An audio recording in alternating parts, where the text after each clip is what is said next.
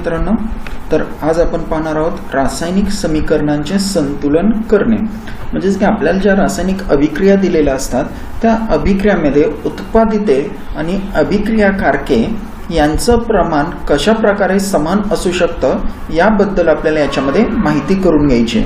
उदाहरणार्थ आपण सांगतो की जी कोणती अभिक्रिया असेल किंवा रासायनिक समीकरण दिलं असेल त्या समीकरणाची डावी बाजू यालाच आपण अभिक्रियाकारके असं म्हणतो, तर रासायनिक समीकरणाची उजवी बाजू याला आपण उत्पादिते असं म्हणत असतो।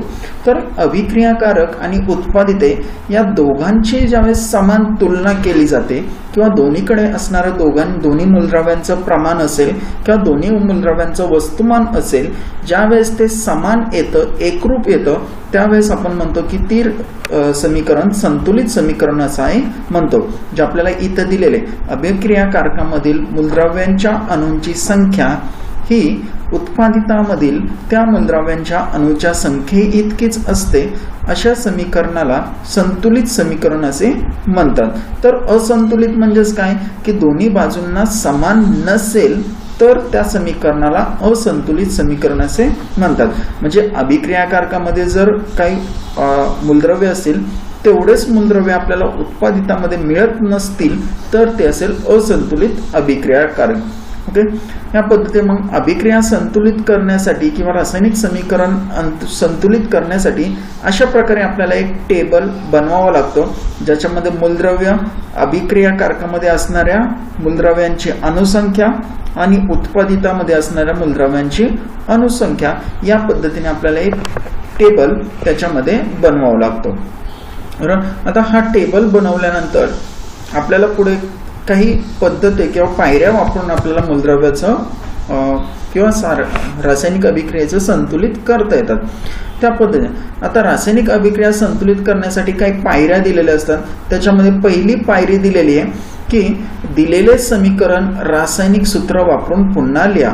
आता इथं तुम्हाला एक उदाहरण दिलेलं आहे, sodium hydroxide plus sulphuric acid आणि सोडियम सल्फेट प्लस पाणी।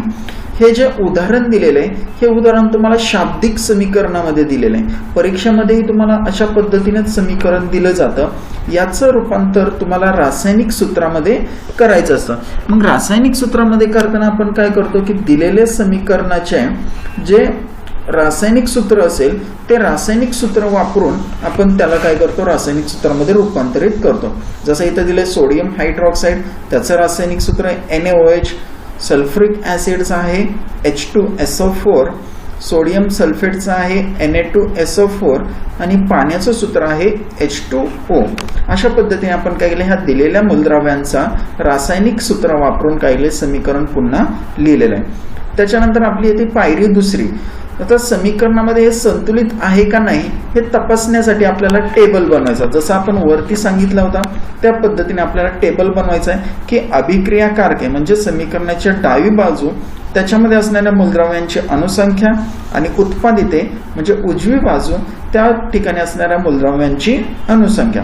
आता आपण पूर्ण समीकरण जर पाहिले तर आपल्याला समीकरणामध्ये सोडियम Na, ऑक्सिजन म्हणजेच O, H म्हणजे सल्फर आणि H म्हणजे हायड्रोजन आणि S म्हणजेच सल्फर, हे चार मूलद्रव्य आपल्याला ह्या संपूर्ण अभिक्रियेमध्ये उपलब्ध आहे। जसं इथं बघू शकतो आपण Na आहे सोडियम, ऑक्सिजन, इथं हायड्रोजन, इथे hydrogen, sulphur, oxygen, sodium, sulphur, oxygen, hydrogen, oxygen, बरोबर। म्हणजे या चार मूलद्रव्यच फक्त काही समीकरणामध्ये उपलब्ध आहेत, तर त्यांची अणुसंख्या आपल्याला मोजायची। समीकरणाच्या डाव्या बाजूला आपण सोडियम पाहिलं तर इथं आपल्याला एकच आहे म्हणून आपण इथं काय घेतलं, त्याला एक घेतलेला आहे। तर समीकरणाच्या उजव्या बाजूला Na हा 2 आहे म्हणून इथं काय घेतले, आपण 2 घेतले। अशा पद्धतीने या तिघांची सुद्धा आपण अणुसंख्या मोजली। ऑक्सिजन 5 आहेत, उत्पादितामध्ये 5 आहेत, हायड्रोजन अभिक्रियाकारकामध्ये 3 आहेत, उत्पादितामध्ये 2, तर सल्फर 1 आणि 1। आता हा टेबल पाहिला असता आपल्याला असं दिसून येतं की सोडियमची अणुसंख्या आणि हायड्रोजनची अणुसंख्या हे दोन्ही बाजूला समान नाहीयेत। म्हणजे सोडियम अभिक्रियाकारकामध्ये 1 आहे तर उत्पादितामध्ये 2 आहेत, हायड्रोजन अभिक्रियाकारकामध्ये 3 आहेत तर उत्पादितामध्ये 2 आहेत. म्हणून याच्यावर आपण निष्कर्ष काढू शकतो की दिलेलं समीकरण हे संतुलित समीकरण नाही. बरोबर. आता हे समीकरण संतुलित करायचं तर आपल्याला जे मूलद्रव्य असंतुलित असतील त्या असंतुलित मूलद्रव्यांपासूनच आपल्याला काय ते समीकरण संतुलित बनवता येतं. मग त्यासाठी आपण वापरणार पायरी 3, समीकरणाच्या संतुलनाची सुरुवात ज्या संयुगात जास्तीत जास्त अणु आहेत त्या संयुगापासून करणे सोयीचे असते.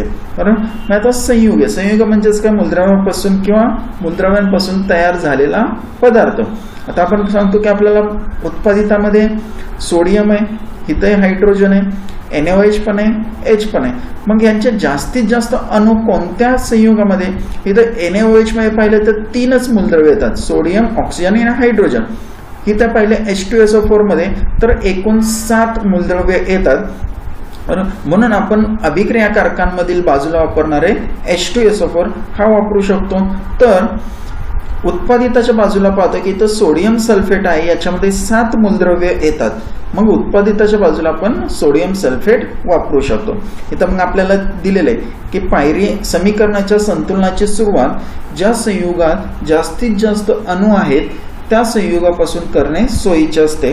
तसेच या संयुगातील ज्या मूलद्रव्याचे अणु 2 बाजूंना असमान असेल त्या मूलद्रव्याचा विचार करणे प्रथम सोयीचे असते.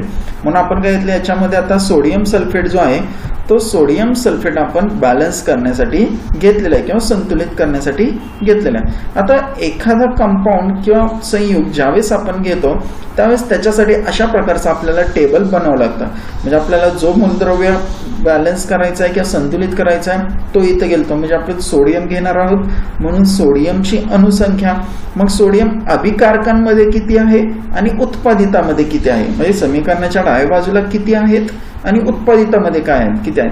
आता आपण अभिकारक समीकरणामध्ये पाहिलं तर अभिकारकामध्ये तो NaOH च्या स्वरूपामध्ये आहे तर उत्पादितामध्ये Na2SO4 च्या स्वरूपामध्ये आहे. मग त्याच्या आधी सुरुवातीला असणारी संख्या मोजायची आणि नंतर संतुलित करताना आपण काय केलं ते तिथं लिहायचं आहे.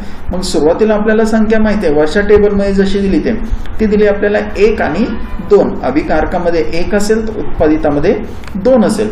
मग संतुलित करताना आपल्याला काय करायचं आहे की दोन्ही संख्यांची आपण तुलना केली तर एक संख्या मोठी आहे एक दुसरी लहान आहे. तर संतुलित करताना मोठी संख्या जी असेल तिच्या एवढीच संख्या लहान संख्येला बनवायचं आहे. मग त्याच्यासाठी आपण गुणाकाराचं स्वरूप वापरतो की लहान संख्येला अशा एका संख्येने गुणायचं की ज्याचं येणारं उत्तर हे मोठ्या संख्ये एवढं यायला पाहिजे. बरोबर. अशा पद्धतीने मग आपल्याला संख्या शोधायची. म्हणून संतुलित करताना आपण काय केलंय 1 ला काय केलं 2 ने गुणलं असता उत्तर आपलं किती येतं 2 येतं. म्हणजेच मोठी संख्या जी होती त्या मोठ्या संख्ये एवढंच काय आलं त्याच्यामध्ये उत्तर आलं. म्हणजेच आपण इथं काय वापरलं, बाहेरून संख्या कोणती वापरली 2 ही संख्या वापरली. मग ही 2 ही संख्या सहगुणक म्हणून आपल्याला अभिक्रियाकारकामध्ये वापरायचे. आता हा 2 जो वापरला आपण तो कोणत्या बाजूसाठी वापरला, अभिकारकांच्या बाजूसाठी. म्हणजेच NaOH जिथं असेल त्या ठिकाणासाठी आपण 2 वापरला, उत्पादितासाठी नाही. बरोबर. म्हणून आपण काय लिहिलं इथे सोडियमची अणुसंख्या 2 करण्यासाठी NaOH हे सूत्र बदलून Na2OH तर करता येणार नाही, कारण सहगुणक जो असतो सहगुणक आपण कधीही पायापाशी लिहित नाही, तो नेहमी काय करतो अभिक्रियाकारकामध्ये असणाऱ्या जो संयोग असेल त्या संयुगाच्या शेजारी लिहिला जातो, म्हणून त्याला सहगुणक असं म्हणतात. बरोबर. मग आता सहगुणक लावल्यानंतर आपल्याला अभिक्रिया मिळते. इथं पहा की 2NaOH प्लस H2SO4, त्यानंतर उत्पादिता मिळतंय Na2SO4 प्लस H2. या पद्धतीने आपल्याला समीकरण मिळते. मग जो सहगुणक आपल्याला मिळाला होता तो सहगुणक आपण काय केला इथं NaOH च्या शेजारी लावला. अशा पद्धतीने आपल्याला समीकरण किंवा एक मूलद्रव्य जो आहे तो आपण संतुलित केला. आता हा पुन्हा संतुलित आहे का नाही हे पाहायचंय. म्हणून पुन्हा ह्या अभिक्रियेच्या आधारावरती पुन्हा एकदा आपल्याला हा टेबल बनवायचा आहे की जो आपण 1 नंबरला बनवला होता तसंच. मग सोडियम, ऑक्सिजन, हायड्रोजन, सल्फर, पुन्हा त्या मूलद्रव्यांची संख्या मोजली. Sodium 2, 2, oxygen 6, 5, hydrogen 4 2 sulphur 1 1. आपण सोडियम घेतला होता संतुलित करण्यासाठी, सोडियम संतुलित झाला, परंतु ऑक्सिजन आणि हायड्रोजन हे दोन मूलद्रव्य असंतुलित झालेत की ज्यांच्यामुळे आपण सांगतो की अजूनही ही अभिक्रिया आपली संतुलित नाहीये. मग पुन्हा ती संतुलित करण्यासाठी आपण सांगतो की ऑक्सिजन आणि हायड्रोजन हे दोन पैकी कोणताही एक वापरावं लागतं. आपण प्रथमतः पाहिलं होतं की आपल्याला हायड्रोजन मिळाला होता, म्हणून ही रिॲक्शन संतुलित करण्यासाठी अगोदर आपण काय वापरणार आहे, हायड्रोजन वापरणार आहे. म्हणून त्याच्यासाठी आपण पुन्हा काय करणार, या पद्धतीचा टेबल तयार करणार. मग हायड्रोजनची अणुसंख्या सुरुवातीला किती होती आणि संतुलित करताना किती आली या पद्धतीने. मग हायड्रोजन अभिकारकांमध्ये कुठे कुठे आहे, तर एक NaOH मध्ये आहे आणि दुसरा H2SO4 मध्ये आहे, बरोबर. उत्पादितांमध्ये कुठे आहे, तो H2O मध्ये आहे, बरोबर. मग आता ह्याच्यामध्ये पाहिलं की सुरुवातीला हायड्रोजनची संख्या जी आपल्याला या टेबलमध्ये मिळालेली, सुरुवातीला 4 होते म्हणून आपण 4 घेतले, उत्पादितामध्ये 2 होते म्हणून 2 घेतले. आता याच्यामध्ये मोठी संख्या कोणत्या बाजूला आहे, अभिकारकांच्या बाजूला आहे. मग आपल्याला काय करायचंय, उत्पादितामध्ये असणारी लहान संख्या, या लहान संख्येला अशा संख्येने गुणायचं की येणारं उत्तर आपल्याला काय आलं पाहिजे, मोठ्या संख्ये एवढं आलं पाहिजे. मग मोठ्या संख्येत आपल्याला काहीच बदल करायचा नाही, म्हणून ती संख्या आहे तशीच आपण खाली लिहिली. आता आपल्याला शोधायचं की 2ला अशा कोणत्या संख्येने गुणलं असतं उत्तर 4 येतं. म्हणजेच 2 गुणिले 2 जर केलं आपण तर उत्तर 4 येतं, बरोबर. म्हणजे 2ला गुणण्यासाठी आपण कोणता सहगुणक शोधला, पुढचा 2 हा सहगुणक शोधला. मग हा जो 2चा सहगुणक असेल तो सहगुणक कोणत्या बाजूसाठी शोधला आपण, उत्पादितांच्या बाजूसाठी. मग उत्पादिताच्या बाजूमध्ये जिथे हायड्रोजन होता त्याच्या शेजारी आपण काय केलं, त्याला लिहिलंय. मग आपण समीकरण इथं पाहिजे मिळतं, 2 NaOH plus H2SO4 gives Na2SO4 plus H2O हे समीकरण मिळतं. मग हे समीकरण आपल्याला बॅलन्स आहे का नाही त्यासाठी पुन्हा या पद्धतीने टेबल बनवायचा. जर टेबल बनवल्यावरती आपल्याला असं लक्षात येईल की दिलेल्या समीकरणामध्ये सगळेच्या सगळे मूलद्रव्यांची असणारी संख्या समान येते. यासाठी तुम्हाला नवीन टेबल बनावं लागणार आहे, त्याच्यावरून ते तुम्हाला लक्षात येईल. म्हणून ही झाली चौथी पायरी की मग अंतिम संतुलित समीकरण. मग अंतिम संतुलित समीकरण आपल्याला येतं ते हे असेल की 2 NaOH plus H2SO4 Na2SO4 plus H2O. या प्रकारे आपल्याला काय ते अभिक्रिया संतुलित करता येते. त्यानंतर आता आपण पाहणार आहोत रासायनिक अभिक्रियांचे प्रकार, बरोबर. रासायनिक अभिक्रियांचे प्रकार किंवा त्याला टाइप्स ऑफ केमिकल रिॲक्शन असं म्हणतो, हे आपल्याला याच्यामध्ये पाहिजे. आता मुख्यतः आपण पाहतो की अभिक्रियेचे 4 प्रकार आहेत, संयोग अभिक्रिया, विस्थापन अभिक्रिया, दुहेरी विस्थापन अभिक्रिया आणि विघटन अभिक्रिया किंवा अपघटन अभिक्रिया असं म्हणतो. आता हे जे 4 प्रकार आहेत ते 4 प्रकार आपल्याला पाहायचे आहे. त्याच्यामुळे पहिले आपल्याला संयोग अभिक्रिया, इथं दिलेले आपल्याला संयोग अभिक्रिया. हे संयोग अभिक्रियेचं उदाहरण पाहण्यासाठी आपल्याला एक उदाहरण दिलेलं आहे किंवा कृती दिलेली की परीक्षा नळीमध्ये हायड्रोक्लोरिक आम्ल घ्या, त्याला उष्णता द्या, एक कांचकांडी अमोनियमच्या द्रावणात बुडून ती त्या परीक्षा नळीच्या तोंडावर धरा आणि निरीक्षण करा. या पद्धतीने आपल्याला दिलेलं आहे. तर त्याची जी रासायनिक अभिक्रिया येते ती रासायनिक अभिक्रिया मिळते आपल्याला NH3 जो आपण वायू स्वरूपात घेतलेला आहे प्लस HCl तो सुद्धा वायू स्वरूपात असेल, जो परीक्षा नळीमध्ये घेतलेला आपण परीक्षा नळीच्या तोंडाशी आपण अमोनियाची कांडी धरली तर आपल्याला इथं तयार होतं अमोनियम क्लोराईड तयार होतं, म्हणजे NH4Cl तयार होतं. ही रिॲक्शन आपल्याला पाहता येईल, अमोनियम क्लोराईड तयार होतं. म्हणजेच आपल्याला काय सांगता येईल की उत्पादित अभिकारकामध्ये 2 पदार्थ घेतले आपण, ते दोन्ही पदार्थ काही एकमेकांमध्ये मिक्स झाले किंवा एकत्र झाले आणि एकत्र होऊन नवीन एकच पदार्थ तयार झाला, मूलद्रव्यांचा एकच पदार्थ तयार झाला. मग अशी अभिक्रिया जिथं असते तिला काय म्हणतात, संयोग अभिक्रिया असं म्हणतात, बरोबर. म्हणजे 2 पदार्थांपासून 2 किंवा जास्त अभिक्रियाकारकांपासून एकच उत्पादित मिळणं याला संयोग अभिक्रिया असं म्हणतात. मग त्याची आपल्याला व्याख्या सांगता येईल की जेव्हा एखाद्या अभिक्रियेत 2 किंवा अधिक अभिक्रियांचा रासायनिक संयोग होऊन एकच उत्पादित तयार होते त्याला काय म्हणतात, संयोग अभिक्रिया असं म्हणतात.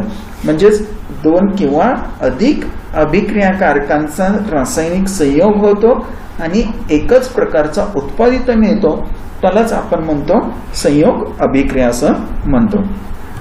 त्यानंतर आपल्याला दुसरे दिलेली अपघटन अभिक्रिया. आता अपघटन किंवा त्याला डिकम्पोजिशन असं आपण म्हणतो. आता आपण डिकम्पोजिशन याच्या अगोदर ऐकलेलं आहे बरं. डिकम्पोजिशन म्हणजेच काय, दिलेल्या पदार्थाचं विघटन होणं किंवा त्याचे रूपांतर अनेक भागांमध्ये विघटन केलं जातं, त्याला आपण अपघटन अभिक्रिया असं म्हणतो बरोबर. मग ह्या अपघटन अभिक्रियामध्ये सांगतो की आपण साखर घेतले, साखरेच्या द्रावणाला जर आपण उष्णता दिली तर त्याच्यातून कार्बन म्हणजे साखर जळून जाते, मग त्यातून कार्बन हा बाहेर निघतो आणि आपण सांगतो की तिथं ओलावा निर्माण होतो म्हणजेच पाणी तयार होतो. अशा पद्धतीने साखरेपासून आपल्याला दोन पदार्थ मिळतात, एक कार्बन मिळाला, दुसरा पाणी मिळाला.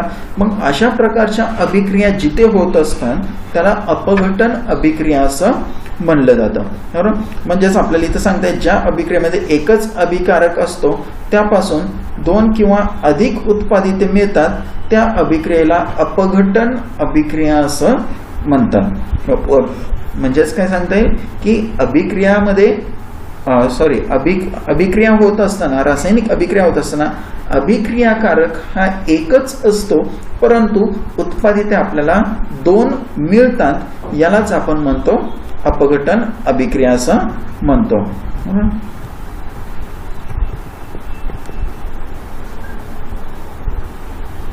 इथं आपल्याला त्याची व्याख्या सांगता येईल अपघटन अभिक्रियेची की ज्या रासायनिक अभिक्रियेत एकाच अभिक्रियाकारकापासून दोन किंवा अधिक उत्पादिते मिळतात त्या अभिक्रियेला अपघटन अभिक्रिया असं म्हणतात बरोबर.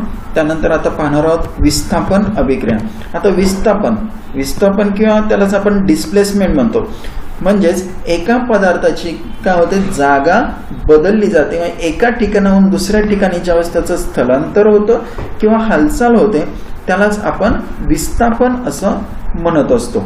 आता या विस्थापनामध्ये आपल्याला उदाहरण घ्या की इथं आपल्याला उदाहरण दिलं. आता हे उदाहरण आपल्याला सोडवायचं आहे की आपण विस्थापनामध्ये सांगतो की ज्यावेळेस जे अभिक्रियाकारके घेतले जातात ते अभिक्रियाकारके ज्यावेळेस आपण सांगतो की त्या अभिक्रियाकारकांमध्ये आपण सांगतो की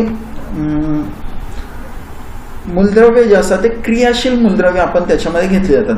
उदाहरणार्थ आता CuSO4 असेल, इथं FeSO4 मिळालं बरोबर. आता CuSO4 मध्ये आणि Fe या दोघांमध्ये आपण तुलना केली तर कॉपर हा धातू आहे तर Fe हा सुद्धा धातू आहे. आपण सांगतो की प्रत्येक धातूंची क्रियाशीलता वेगवेगळी असते, तशीच या अभिक्रियेमध्ये पण दोघांची असणारी क्रियाशीलता सुद्धा काय ते आपल्याला वेगवेगळी येत असते आणि क्रियाशीलता वेगवेगळी येत.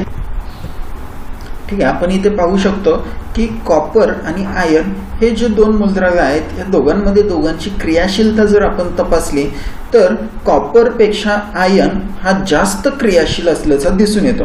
मग अशा अभिक्रियेमध्ये काय होतं की जो जास्तीत जास्त क्रियाशील मूलद्रव्य असेल तो दुसऱ्या मूलद्रव्यामध्ये सोबत असणारा जो आयन असेल त्या आयनांचे काय होते त्याला त्याच्याकडून काढून घेतो.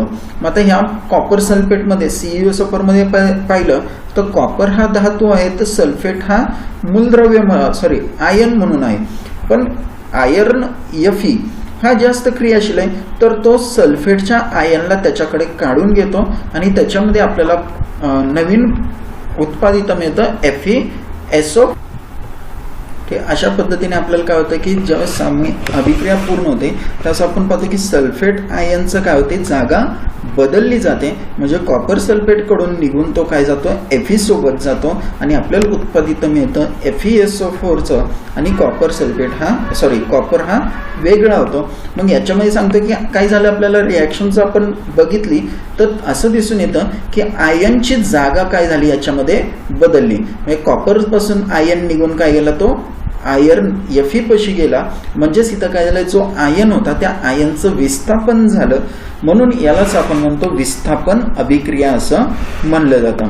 अशाच पद्धतीने आपल्याला दुसरंही उदाहरण सोडवायचं आहे की ज्याच्यामध्ये CuSO4 आणि Pb म्हणजेच लीड हे त्याच्यामध्ये दिलेलं आहे. त्याच्यात दोघांची क्रियाशीलता पाहिजे तर लीडची क्रियाशीलता जास्त आहे, तर लीड सुद्धा काय करतो, ह्या कॉपर सल्फेट मधल्या सल्फेट आयनला काढून स्वतःकडे घेतो आणि PbSO4 आणि Cu उत्पादित त्याच्यामध्ये तयार केला जातो. अशा पद्धतीने आपल्याला काय होतं की उत्पादित त्याच्यामध्ये मिळतात. म्हणजेच इथं सुद्धा आपण पाहू शकतो की कॉपर पाशी असणारा सल्फेट निघून जाऊन तो कोणाकडे गेला, लीडकडे गेला आणि PbSO4 तिथं तयार झाला आणि कॉपर वेगळं झालं. मग अशा पद्धतीने एकाच आयनची विस्थापन झालं म्हणून त्याला आपण विस्थापन अभिक्रिया असं म्हणतो. म्हणजे आपण इथं आपल्याला व्याख्या त्याच्यामध्ये सांगता येईल की जेव्हा एका संयुगातील, ही व्याख्या आपल्याला सांगता येईल,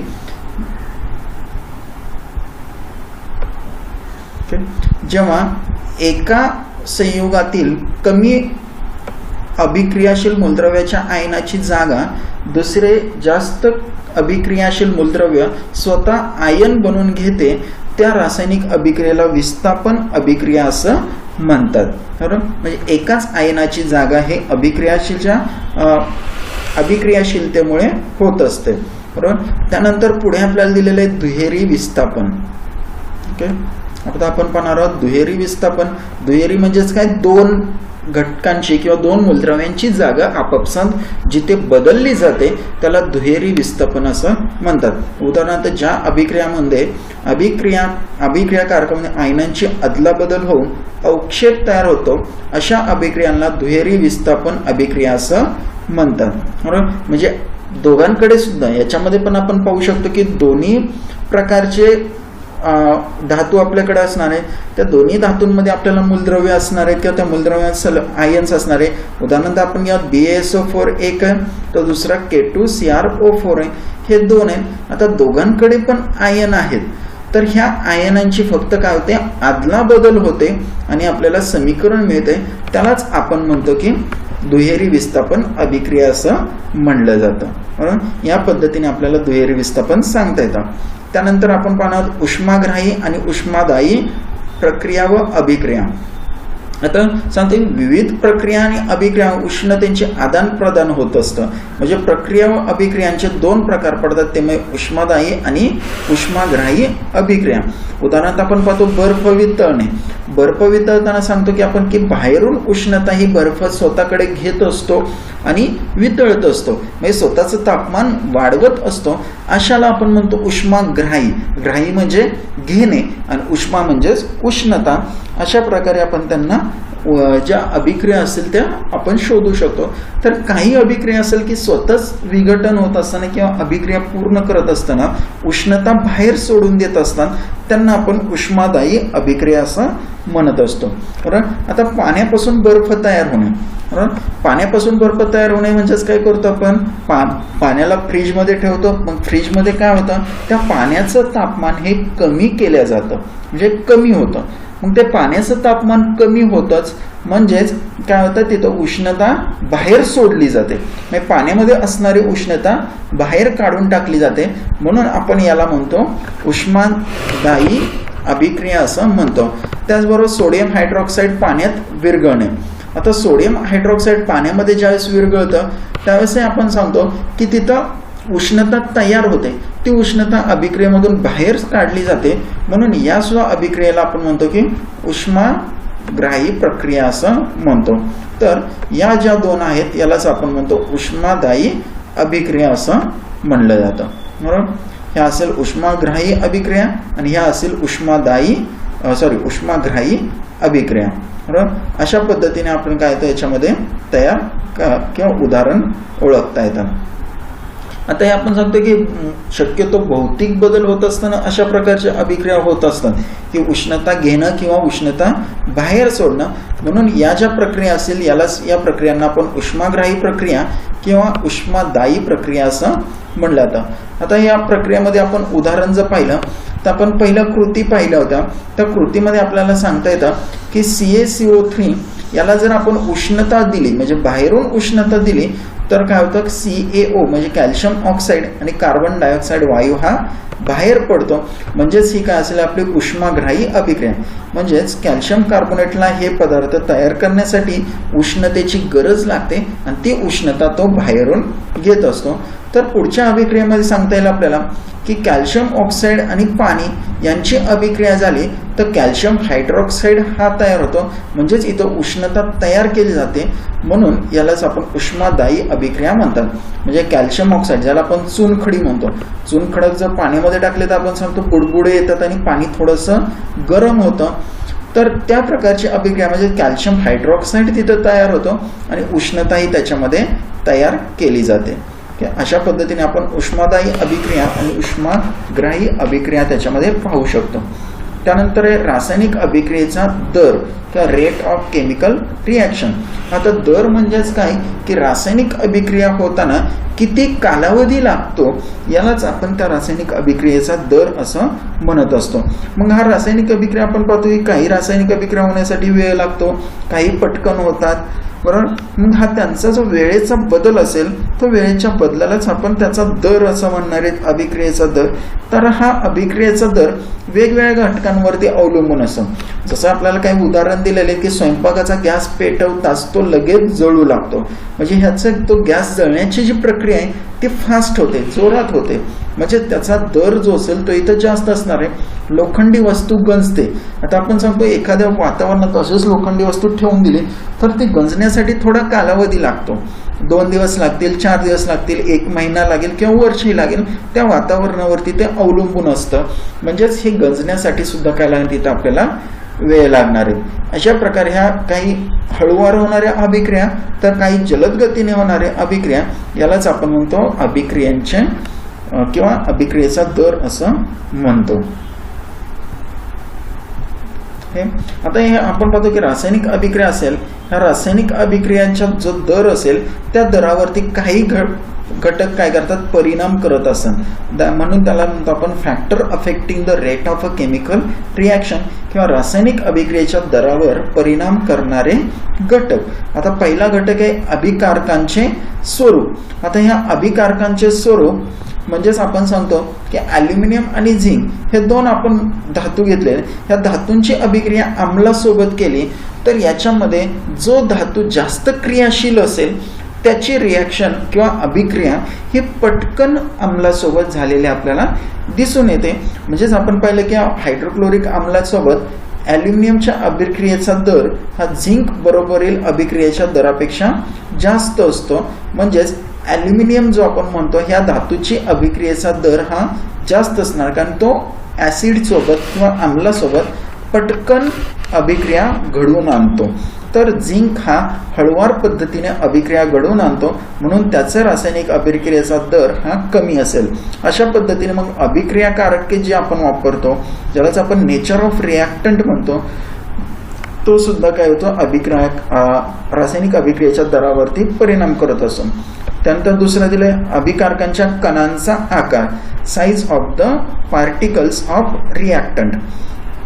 आता आपण सांगतो जेवढे छोटे कण असेल तेवढे जास्त पटकन त्यांची अभिक्रिया होते.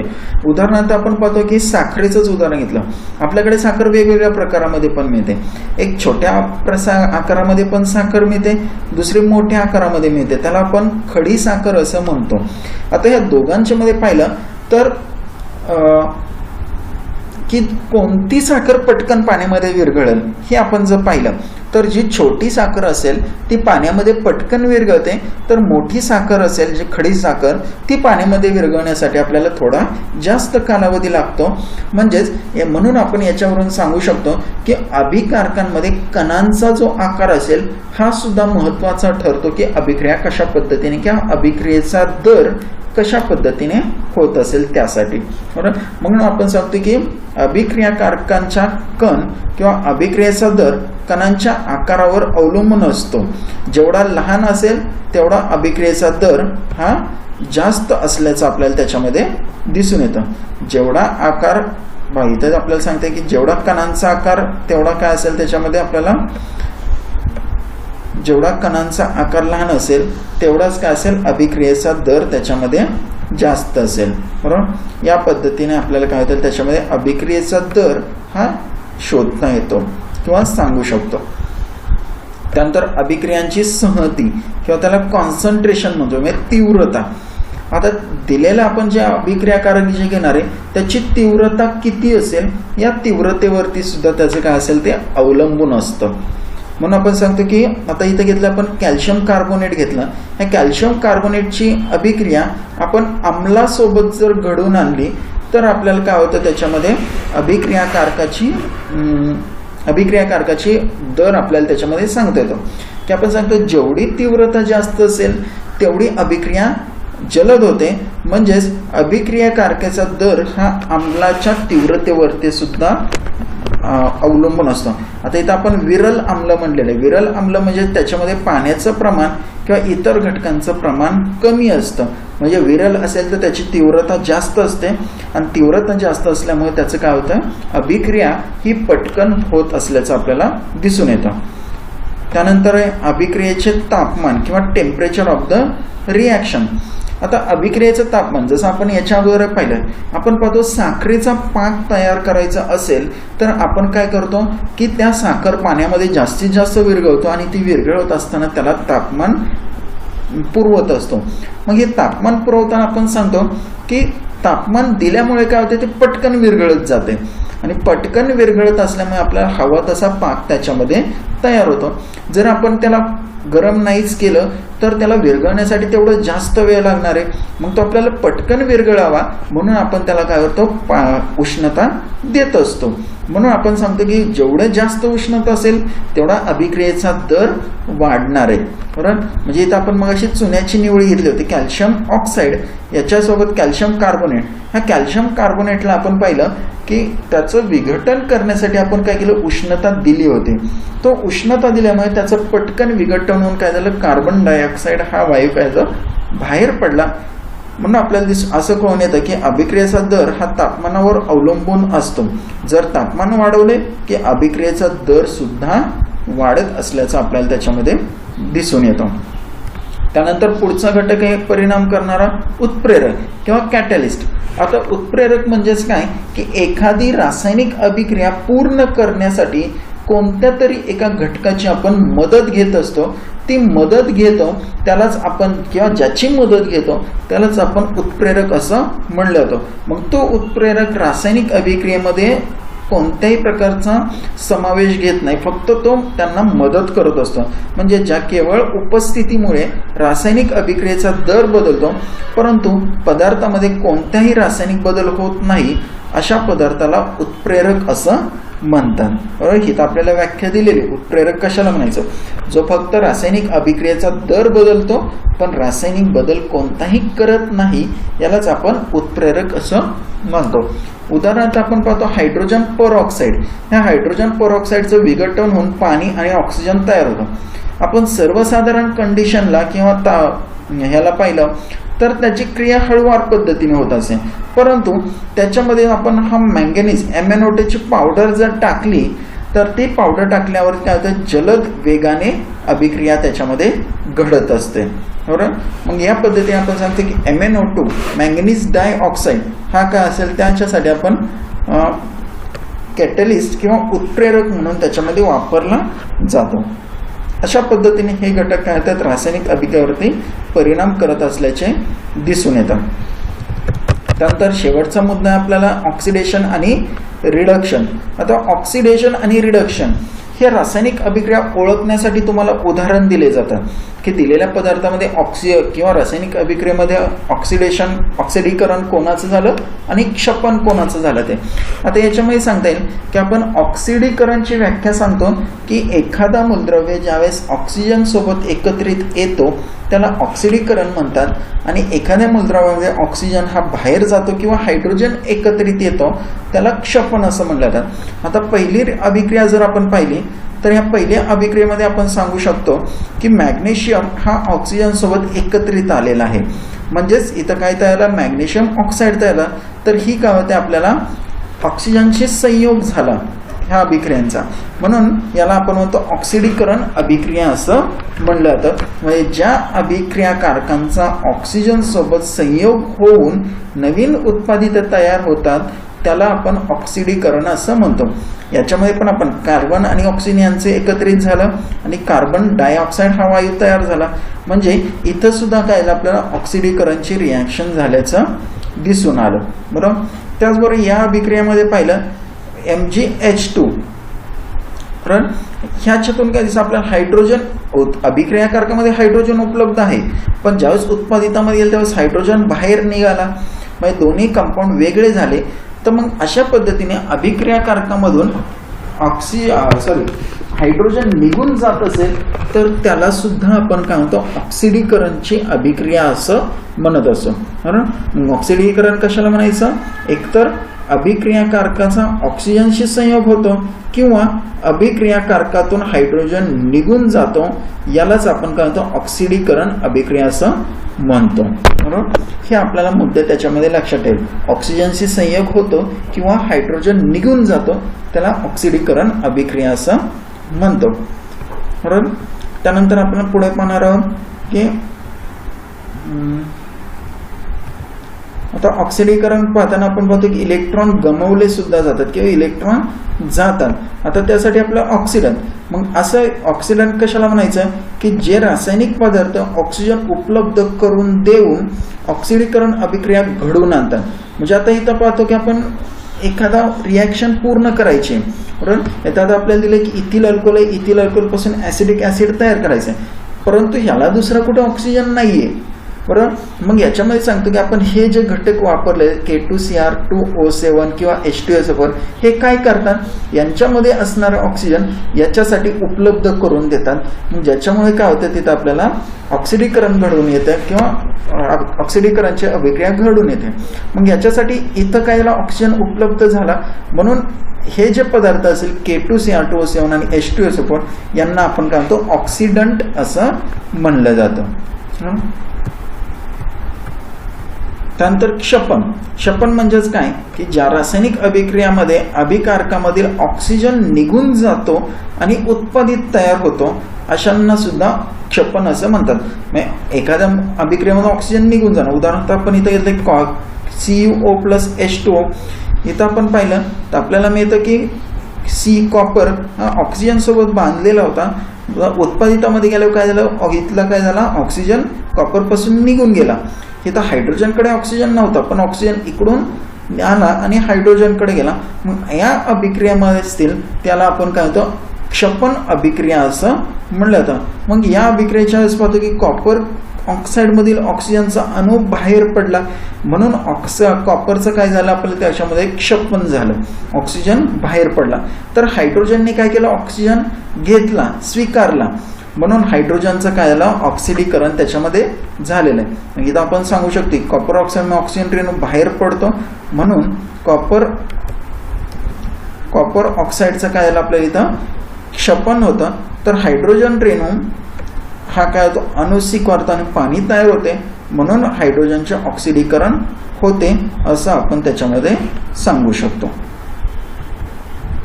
आता याच्यामध्ये आपण याला सांगतो की जे रेडॉक्स रिॲक्शन असं म्हणलं तर रेडॉक्स रिॲक्शन किंवा रेडॉक्स अभिक्रिया म्हणजेच क्षपन आणि ऑक्सिडीकरण ह्या दोन्ही प्रकारच्या रिॲक्शन एकामध्येच होत असतात, त्याला आपण म्हणतो ऑक्सिडीकरण. बरोबर. आता याच्यामुळे पाहिलं की कॉपरचं ऑक्सिडीकरण क्षपन झालं तर हायड्रोजनचं ऑक्सिडीकरण झालं, दोन्ही प्रक्रिया एकाच ठिकाणी झाल्या, म्हणून आपण काय म्हणतो त्या अभिक्रियेला रेडॉक्स अभिक्रिया असं म्हणलं जातं. त्यासाठी आपल्याला हे सूत्र जे दिलेलं आहे ते सूत्र लक्षात ठेवा. या सूत्रावरून आपल्याला सांगता येतं की रेडॉक्स अभिक्रिया म्हणजे काय. बरोबर. त्यानंतर क्षरण किंवा करोजन असं म्हणतात, गंजणे. आता गंजण्याची प्रक्रिया म्हणजेच काय की एखादा लोखंडी तुकडा आपण घेतला किंवा लोखंडी खिळा घेतला, तो जो वातावरणामध्ये ठेवला तर काय होतं त्याच्यामध्ये त्याचं क्षरण झाल्याचं दिसून येतं किंवा तो गंजतो. बरोबर. ह्या गंजण्याची जी प्रक्रिया आहे त्यालाच आपण काय म्हणतो क्षरण असं म्हणलं जातं. मग तो क्षरण होण्याची जी क्रिया आहे की आपण सांगतो त्याच्यावरती एक थर तयार होतो, तो जो थर तयार होतो तांबूस रंगाचा, त्या तांबूस रंगाच्या थरालाच आपण गंज असं सुद्धा म्हणत असतो. बरोबर. मग ही जी गंजण्याची प्रक्रियालाच आपण काय म्हणतो करोजन किंवा गंजणे अशी प्रक्रिया आपण त्याच्यासाठी म्हणत होतो. त्याचं आपलं सर्वात चांगलं उदाहरण म्हटलं तर आपण लोखंडाचं उदाहरण त्याच्यामध्ये घेऊ शकतो. अशा प्रकारे आपले सर्व मुद्दे इथं आपण सांगितलेले आहेत. जर काही मुद्द्यांमध्ये अडचण असेल तर तुम्ही खाली कमेंट बॉक्समध्ये लिहून प्रश्न विचारू शकता. आणि जर व्हिडिओ आवडला असेल तर तुम्ही जास्तीत जास्त व्हिडिओ शेअर करा, लाईक करा आणि माझ्या चॅनलला सबस्क्राईब करा. धन्यवाद.